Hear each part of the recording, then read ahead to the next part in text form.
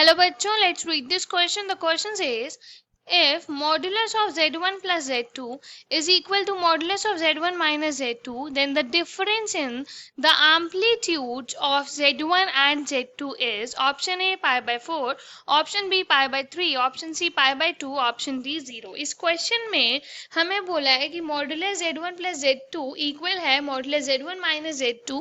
हमें z1 और z2 के एम्पलीट्यूड में डिफरेंस फाइंड करना है. So for this, firstly we see the key concept to solve the question. हमारा जो एम्पलीट्यूड होता है वो आर्ग्यूमेंट होता है. तो यहाँ पे हम फॉर्मूला यूज करेंगे that argument of z bar is equal to minus argument of z and modulus z1 plus z2 का होल स्क्वायर इक्वल होता है मॉडुलस z1 का स्क्वायर प्लस मॉडुलस z2 का square plus twice of real part of z1 multiply z2 bar and modulus z1 minus z2 का square होता है modulus z1 का square plus modulus z2 का square minus twice of real part of z1 and z2 का बार. तो इसको use करके question को सॉल्व करेंगे. Question is of easy level. Let's start solving the question. हमें दिया है modulus z1 plus z2 is equal to modulus z1 minus z2.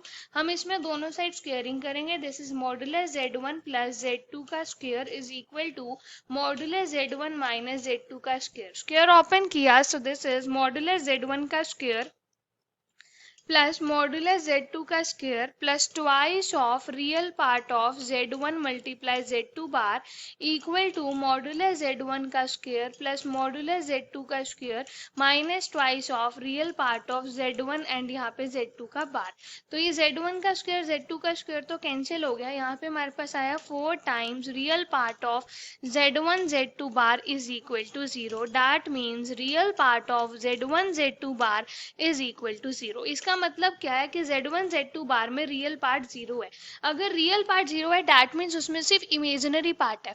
और अगर हमारे किसी नंबर में सिर्फ इमेजिनरी पार्ट होगा तो वो इमेजिनरी एक्सिस पे आएगा.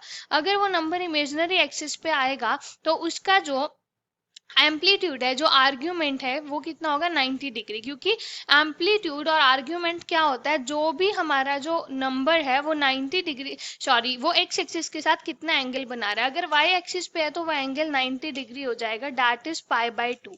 तो यहाँ पे हमारे पास आ जाएगा argument of z1 z2 bar is equal to pi by 2. तो यहाँ से हम लिख सकते हैं प्रॉपर्टी यूज करके, ये हो जाएगा argument of z1 plus argument of z2 bar is equal to pi by 2. ये z2 है. अब यहाँ पे फॉर्मूला अप्लाई करेंगे. आर्ग्यूमेंट ऑफ z2 बार क्या हो जाएगा माइनस आर्ग्यूमेंट ऑफ z2. तो यहाँ पे हो गया argument of z1 minus argument of z2 is equal to pi by 2. So यहाँ पे इसका मतलब क्या है कि दोनों के एम्पलीट्यूड का डिफरेंस कितना आ रहा है pi by 2. So the final answer is pi by 2 which is option C. Hope you understood it well. Best of luck. Thank you.